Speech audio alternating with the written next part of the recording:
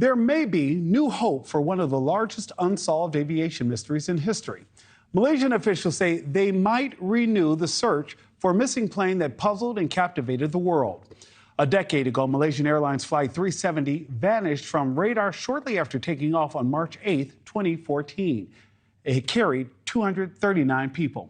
Now, satellite data showed that the Boeing 777 plane deviated from its flight path to Beijing and instead flew towards the southern Indian Ocean, where it is believed to have crashed. Joining me now is co-host of the podcast Deep Dive, MH370. I want to talk to you about why this is actually so important. You know, I remember being a reporter in the Bay Area when this happened, and as you know, there's just such a large Southeast Asian community, and I had spent time in Kuala Lumpur. So I know that the impact of this has continued to haunt people for so many years. What do you believe why they're going to open this search over again, and do you know anything about the new evidence?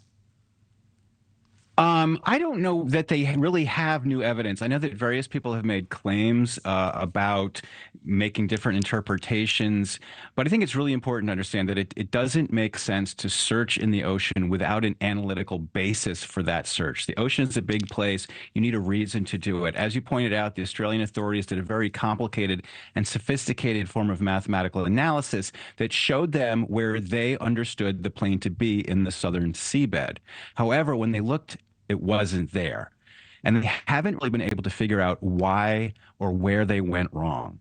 And so what we really need to ask ourselves is it really a good idea to press forward looking on the seabed without a sound analytical reason to do that? Or are they just repeating the mistakes that they've been making for the last 10 years? And Jeff, you know, I've listened to parts of your podcast, and the reason I jumped right in there and didn't even think about the fact that I didn't actually introduce you to those who may not be familiar with you, Jeff. I'm sorry about that. But Jeff, one of the things you talked about also is that there was no distress call.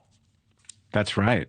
There's so much about this case, Nick, that is really unusual and frankly, almost paradoxical. We just can't make sense of so much of this. You know, as you mentioned, the search was based on these satellite signals that were transmitted, and we don't really know why they were transmitted. Somebody on board the plane turned off this piece of equipment and then turned it back on again.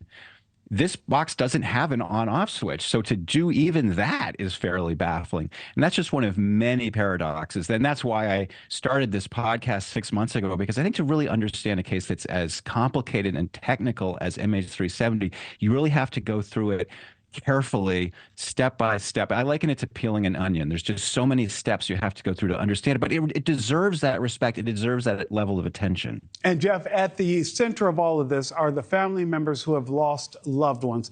Quickly, before I run out of time, can you tell me what it has meant, the reaction that you've gotten from some of them?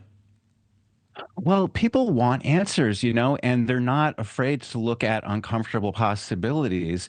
It's been 10 years. The authorities promised them, you've been covering this story for a long time. You remember that the authorities promised that they wouldn't rest until they found the plane. They haven't found the plane. What they really need to do is stop, step back, and ask themselves, what assumptions did we make that were wrong?